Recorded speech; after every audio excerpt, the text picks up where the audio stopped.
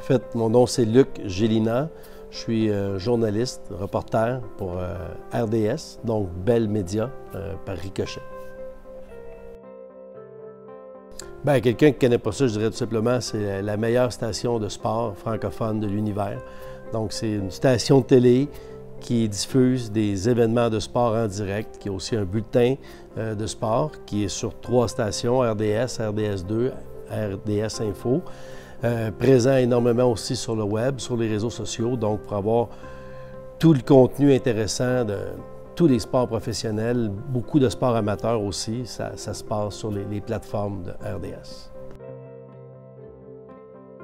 Bien, c'était un parcours assez typique, mais j'ai eu la chance à l'école de savoir que je voulais être journaliste sportif. J'étais au séminaire Sainte-Marie à Shawinigan, puis en secondaire 3, j'ai appliqué, je ne me souviens pas pourquoi, mais au journal étudiant puis à la radio scolaire. Puis ils cherchaient un gars ou une fille pour faire des sports. Donc, on avait un petit bulletin de nouvelles après la récréation du matin.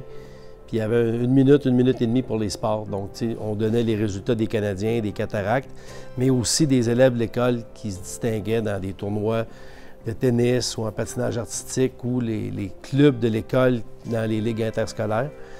Puis dans le journal étudiant, c'est des petits portraits, à peu près de la même chose. Puis de fil en aiguille, ça m'a amené à travailler à la télévision communautaire, travailler, mais bénévolement. Puis je suis allé étudier 3 ans au cégep de Jonquière. Quand j'étais à Shawinigan, à l'école, je vous parlais de la télé communautaire. Une année, ils me sont arrivés puis ils cherchaient quelqu'un pour décrire les matchs des cataractes de Shawinigan. J'étais probablement vraiment pourri, mais j'étais le premier sur le bord, ils m'ont demandé. À Jonquière, pendant que j'étais là, ils cherchaient un relationniste pour le Midget 3A. Je suis devenu relationniste du Midget 3 la première année.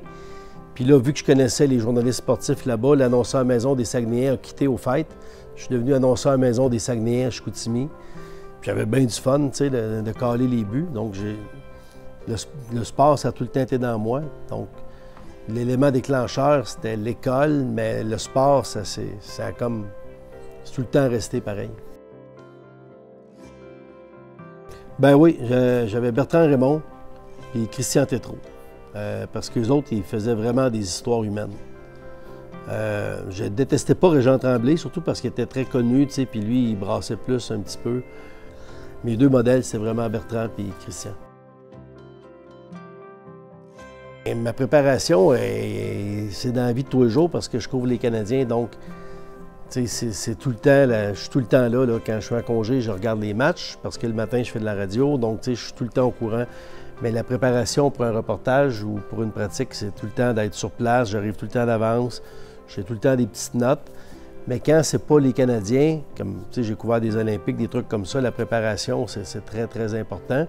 Mais c'est surtout, nous autres, on couvre des événements, donc surtout que ton cerveau soit présent dans l'événement.